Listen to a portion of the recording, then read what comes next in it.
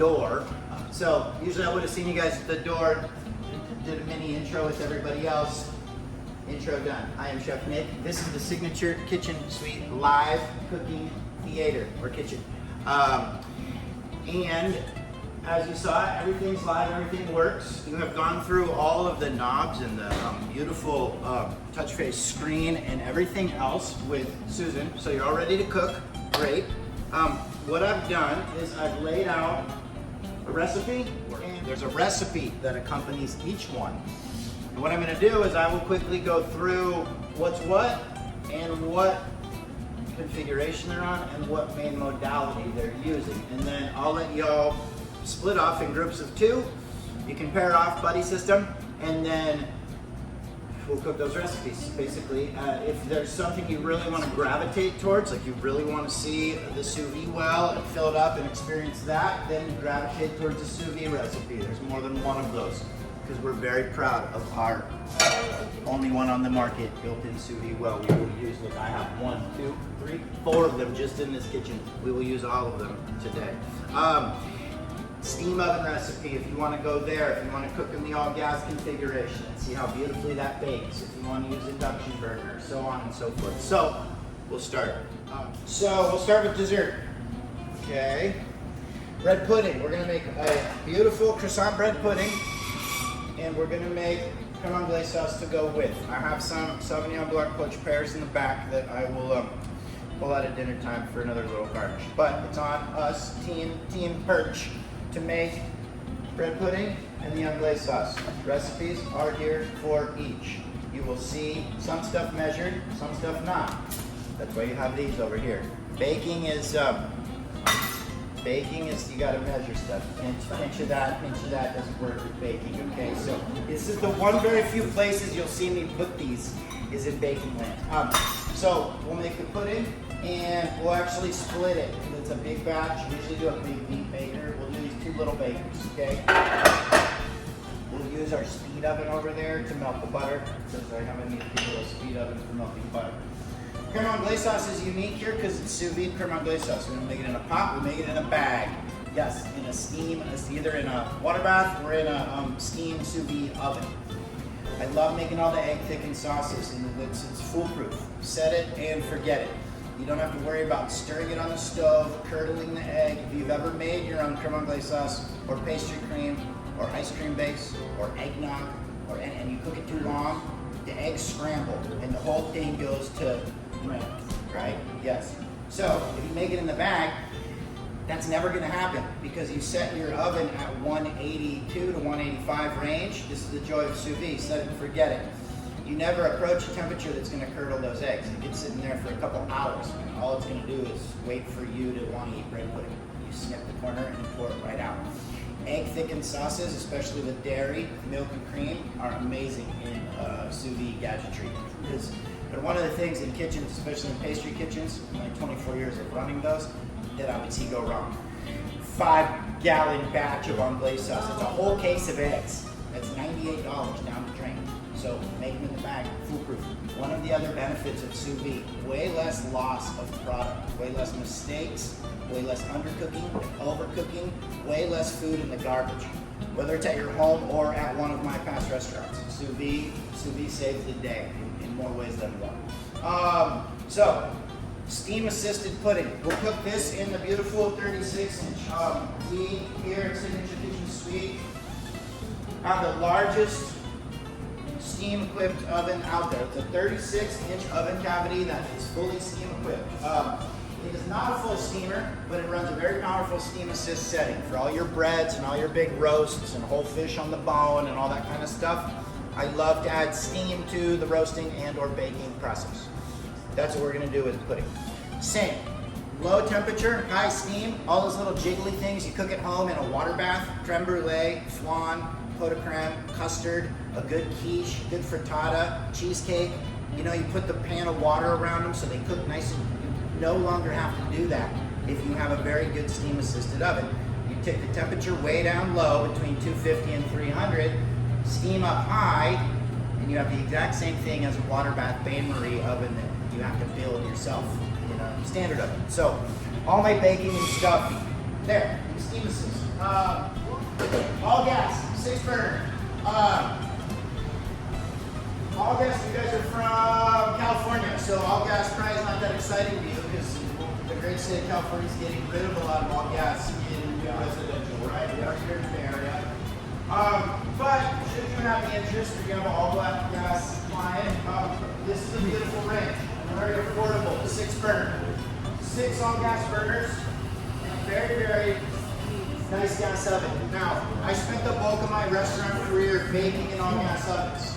I love it. When you go to Europe, they're not making in dual fuel oven, they're using all gas ovens. The all gas convection element, the fact that an all gas oven will produce its own little bit of humidity because it's natural gas, you don't get that in dual fuel. In my opinion, better baked goods, top to bottom, in an all gas. Okay, we're going to use our sous vide well here on our 36-inch range, our very award-winning 36-inch range. This is your answer to your clients, like, I don't have room for the 48 and I don't want to knock out cabinets, but I still want all the neat stuff. Okay, cool. I call that the Bentley. This is the baby Bentley. 36-inch baby Bentley. You still get flex induction. You still get we're very proud of our sous vide well, same size, same power. You get a very, very capable oven that is steam equipped because it's dual fuel, okay? You're missing 1 row of gas burners. You still get 23,000 BTUs in the front and the tick-tick simmer, very exact simmer burners in the back. We've just removed 1 row of those and you don't get your second little oven. But you do get steam capability here and all the neat stuff on top. So like I said, that's the 36-inch answer to, I don't have room for a 48, but I still want all the cool stuff. That's it.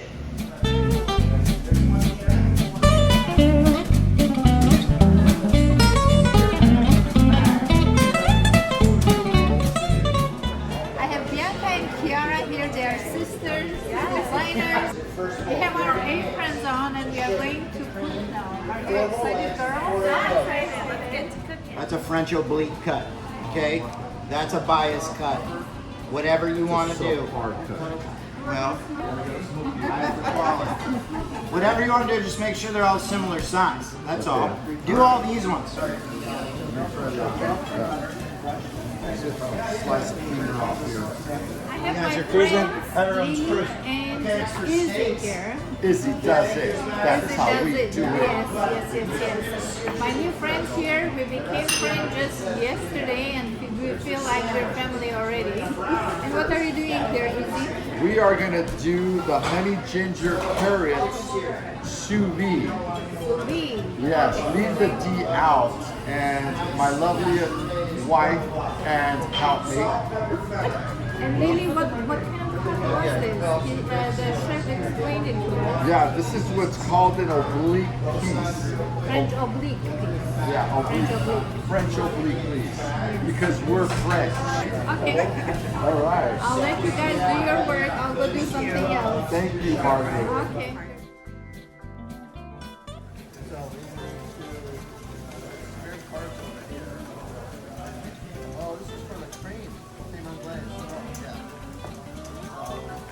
And I see you guys are melting butter somewhere? Man, you guys are good. Good. My friend here. Hi, I'm James Hernandez. I'm Paul Hernandez. What are we doing here today? We are making croissant bread pudding. Croissant bread pudding. And we're going to enjoy it end of the day today, right? Our dessert, our finale of the evening. And you have the recipe for this? Our recipe with fresh croissants. Stop.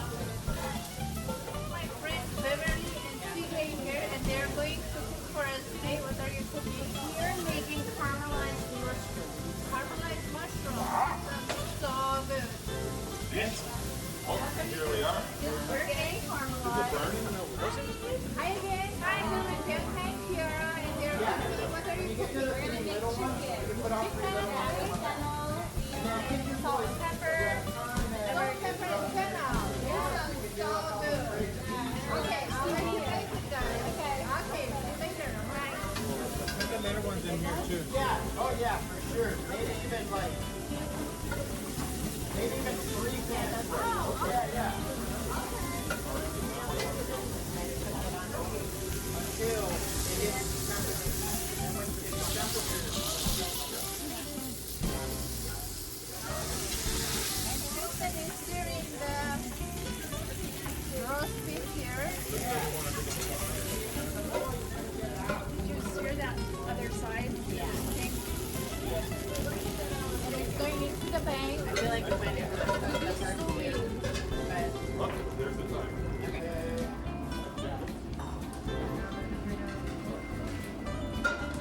Cindy is putting some rosemary in the bags, and this is going to go to the sous vide machine, or to the vacuum machine first, and then it will be sous vide.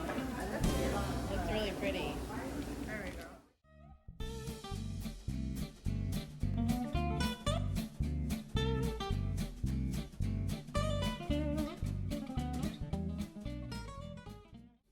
These are very classic Napa Valley wines. Etude, been around forever, old school.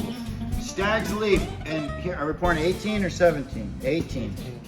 I think that was the perfect wine here. Was 18 the perfect? 18 was the perfect wine here. So this is a perfect Cabernet. Perfect wine year means is all based on weather. It has nothing to do with how much or how little the winemaker was drinking that year. It has all to do with Mother Nature and the weather. A perfect wine year, same as a perfect produce year for the chef.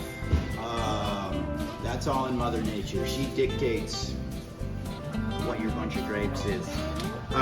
So 2018, we celebrated a very, very nice wine growing season. So they say all the 18s are from a quote unquote next to perfect wine year. So that should show in the juice. Anyone know about Stag's Leap? It's been around for a while. It's been around for a long time. 125th anniversary right here. Okay, so 125 years, and that was 5 years ago. Okay, so It makes 130. Stag's Leap Cellars, Stag's Leap Winery. They're two completely different wineries. Who's seen, what's the movie where the hippies from California take the wine to France? Bottle Shop? Or Sideways? They're both about the same thing. Bottle Shop. Yeah. Is where the hippies, they go to the 1979, right? 78 or 79, the wine competition in France. Around one of those. Late 70s. Yeah. And they brought their Stag's Leap Red, and they knocked it out of the park, right?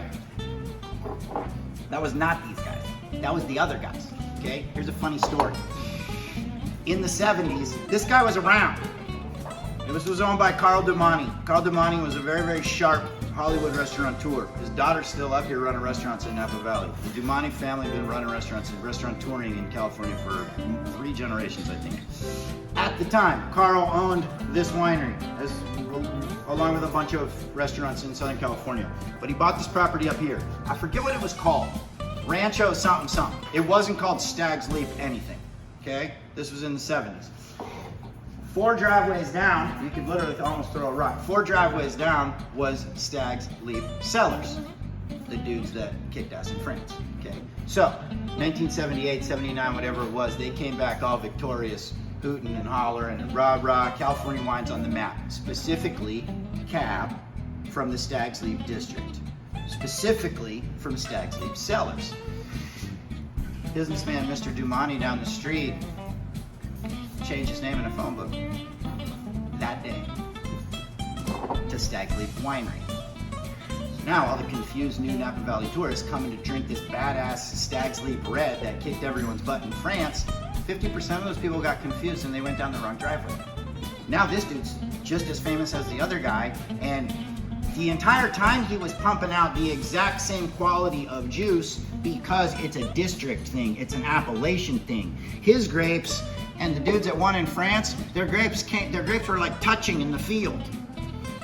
So he's been producing the whole time. He wasn't the guy there though that knocked the awards out of the park in France. But as soon as, and there's still people to this day that live in the valley that couldn't tell you winery, cellars, which one won again, and they both now produce a 3-digit bottle. They both now produce $100 plus bottles of wine. Cellars Winery. Cellars Winery. Well, it's obviously palming off on the Stag's Leap name. There's a, oh, but see, Stag's Leap is an appellation, so you can't trademark it. Really? Then they should have found a better name for that. Man, to all the stuff they did in the 70s, right? Probably if someone did that right now, yeah, I'm sure his butt would be sued and there would be all kinds of issues, but they wiggled through that back in the day, and now there are 2, and you'll see that a lot. There's Rutherford Cellars, then there's Rutherford Winery. They belong to 2 totally different people, so you'll see a lot of that. Cellar, winery, vineyards. with the same Silverado cellars, Silverado winery, Silverado vineyards. Those are 3 different places. Yeah, crazy, right? So that's how he got, that's his claim to fame. And then everyone started meandering up his driveway. But then they realized really quick that this guy was pouring just as good grapes as the guys that won in France. And now they're up on. I trained the chef at Stag's Leap Cellars, worked for me at Bottega, and he's still there. And I drink a lot of the other stuff at home because I get them from Travis, the chef. I drink a lot of this stuff here. To me, they're almost the same wine at this point in time. So that's the funny story on those. 50 some odd wineries in the valley. 54, 52, 54. There was less than 60 wineries in the valley. Now there's 550 something. Yep. So there's the old guard, and then there's the new guard, and then there's everybody else. Old guard, new guard. New guards are buddies. And very often we get friends from the winery in here to pour and wine educate because they do a lot better job than me. I'm just really good at telling funny stories about Napa Valley because I grew up here. I went to St. Helena High School. I grew up with all the children of all these wineries, and I raised havoc on all these winery properties from the age of 12 to about 18. And that's where I did most of my wine education as a youth and drinking. It's why I don't drink a lot of wine anymore. I spoiled it when I was young. So these two are kind of the newer. Sequoia Grove is up in the north end of the valley. We love Sequoia Grove because their main wine educator is my good buddy Oscar. And in my opinion, he's the best wine educator in the valley. He's really, really good at doing wine tastings for a 5-star sommelier or for someone that has never passed 2 buck chuck. He can speak to any wine consumer, and he does a great job. And so, therefore, we pour a lot of Sequoia Grove here. That's one hand washes the other. He does free wine tastings, and we make sure we buy a bunch of his wine. We pour his wine when he's not here. So, Sequoia Grove, is this the, which one is this? Carnero Chard. So, this is the crispy one, right? San Pablo, cool foggy mornings. Yeah. Tropical fruit, mango. Okay, so here's the deal.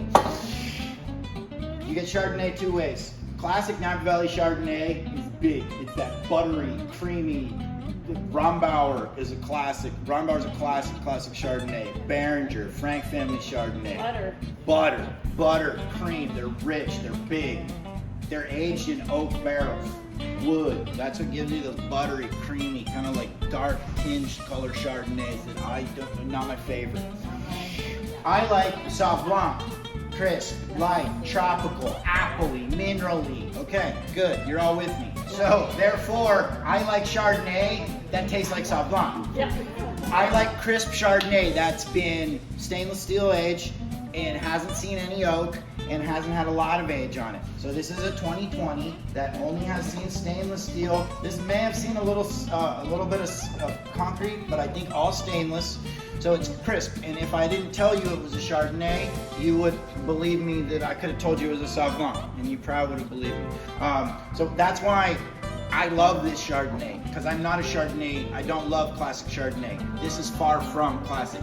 It drinks nice and light, and those that enjoy a cool crisp Sauv Blanc or a cool crisp white wine or a cool crisp rosé, this is you'll very much enjoy this Chardonnay. And then what's this one? Ooh, this is the fancy stuff. Drink this last. Drink one of these last. Honestly, this Pinot probably has a bigger flavor profile than that. If you're gonna do the whole tasting, I would go first, second, third, fourth. That's just me. This is a big Pinot. Pinot's big. We pour Pinot with pork a lot, with big rich pork dishes. It, like I said, can go either way. For me, whatever my palate, I find that Pinot fills up my mouth a lot more than Cab does. It has that jammy, fruity, not as tannic as Cab, but it's definitely a mouthful of wine. Hendrick's is the fancy label of Hope and Grace. Hope and Grace are another wine partner of ours. They were They're in Yountville, actually, and I did a lot of work with them when I was the chef at Bottega. We would do events for Hope and Grace a lot. Their main tasting room is right down the street from the restaurant I opened in Yountville. Hendricks is the last name of the owner of Hope and Grace, or owner and winemaker. Older dude, I don't know his first name, but you see this fancy wax label you have to carve off with the wax dip that you have to carve off with a sharp knife. You don't get those on 2-Buck Chuck. You don't get that. There's a person like the Maker's Mark commercial where there is a person that hand dips each one of these in wax, and then one of us has to like painstakingly carve it off. They're not fun to open, are they? No, they lock them up. So anytime you see a big wax dip, you know you're getting a good bottle. No one's wax dipping Trader Joe's $9 bottles. If you see a wax dip, it's a good bottle of juice. Okay, so that's it. I've talked enough because I got to set up dinner. Man, I'm running solo bolo here. So the girls are here to pour. Okay, like I said, you don't have to taste them all. Some of these you might be like, I hate rosé, whatever. Taste whatever you like. Enjoy a little mix and mingle. Enjoy cheese and charcuterie. Ryan and the girls are gonna host because I can co-host from over there. But I'm gonna go keep tuning up on dinner. Okay. My main goal is to feed you guys an amazing dinner. Enjoy. Cool. Cool. We are having a lunch break and also enjoying the best wines of Napa Valley.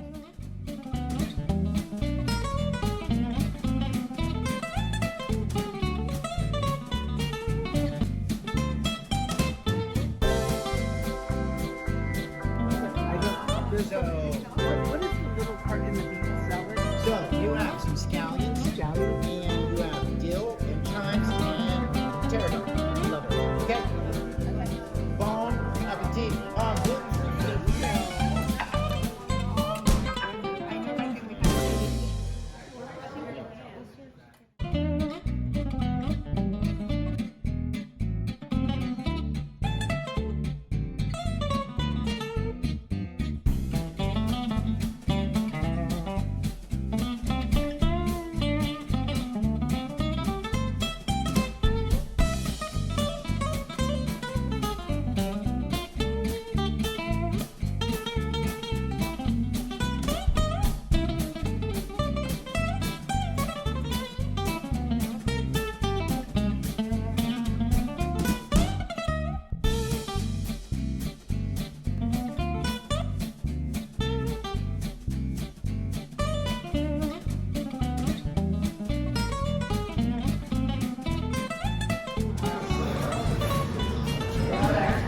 They're cooking our dinner now.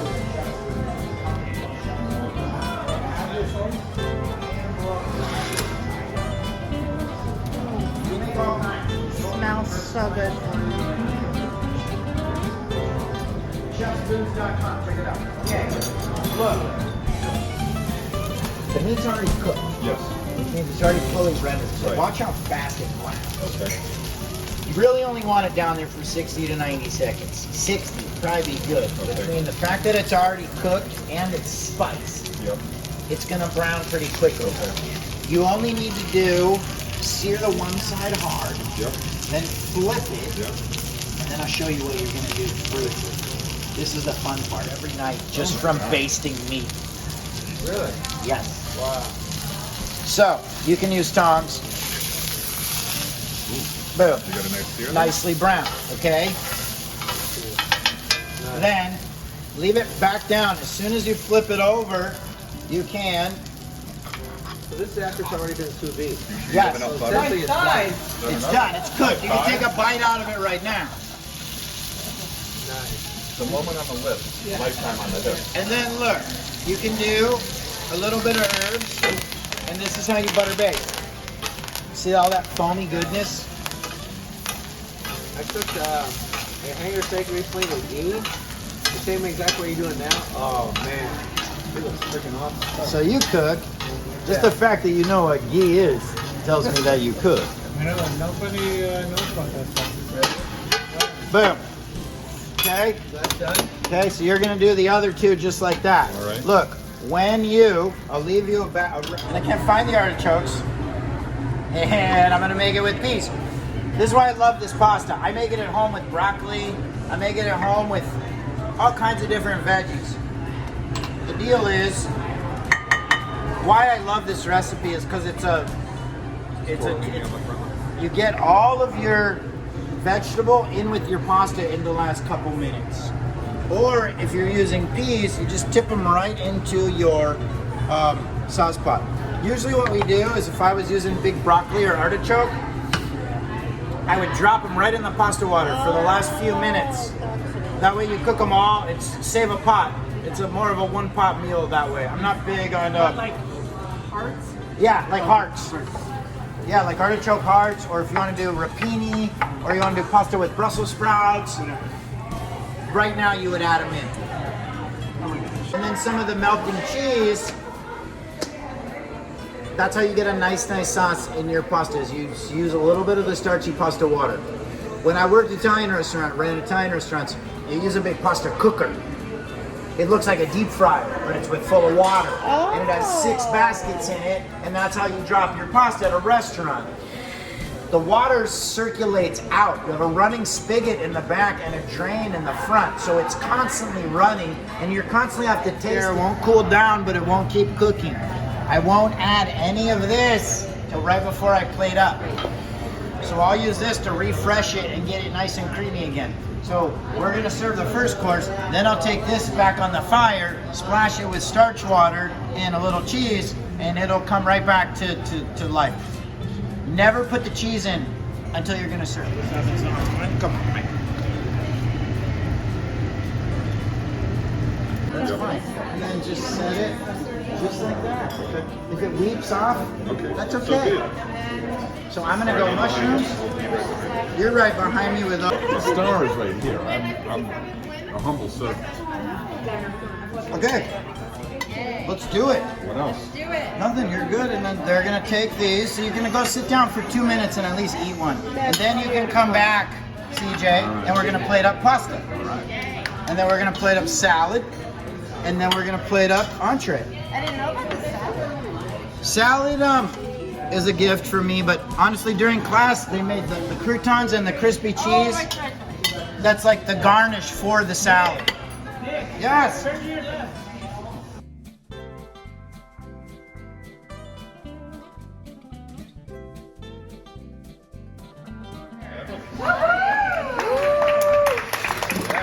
with the first course. Thank you, guys.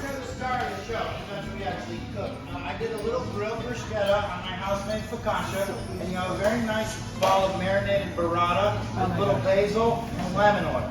Okie dokies? Okie dokies. Okie dokies. And then I'll get cruising on the next one. Oh, yum.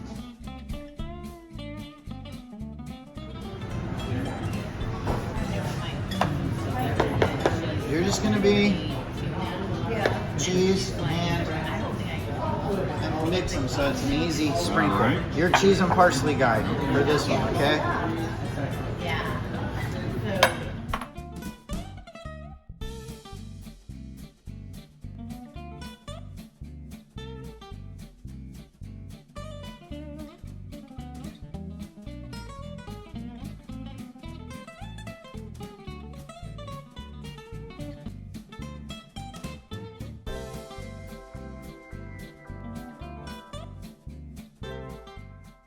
Chef Nick had prepared 5-course dinner menu for us, and we enjoyed each and every one of the item on the menu. It was delicious, out of this world, and we also learned Chef Nick's techniques, how to make those.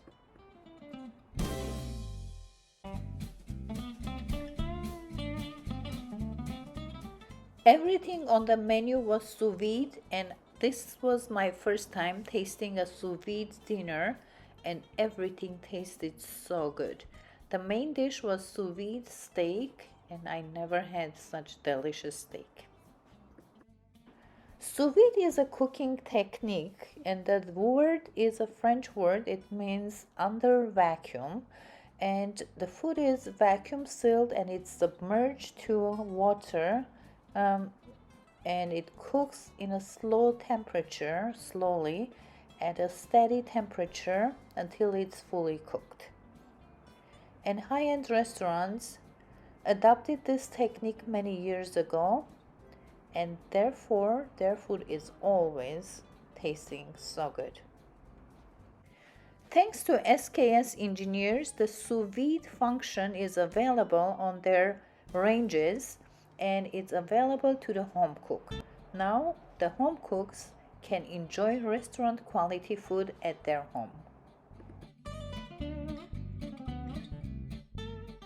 All 5 courses on the menu was sous vide, and all of them were so delicious. Thank you, Chef Nick, for your delicious recipes, and thank you for showing us how to cook with sous vide function. And now I'm hooked to sous vide cooking. I hope you enjoyed my SKS cooking experience. Please stay tuned for more videos. We still have more to come.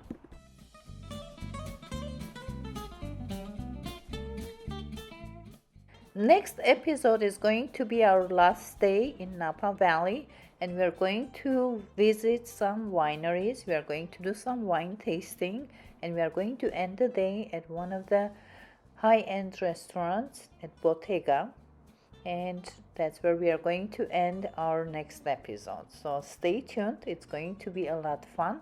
If you like to learn about wines, this is going to be very interesting for you.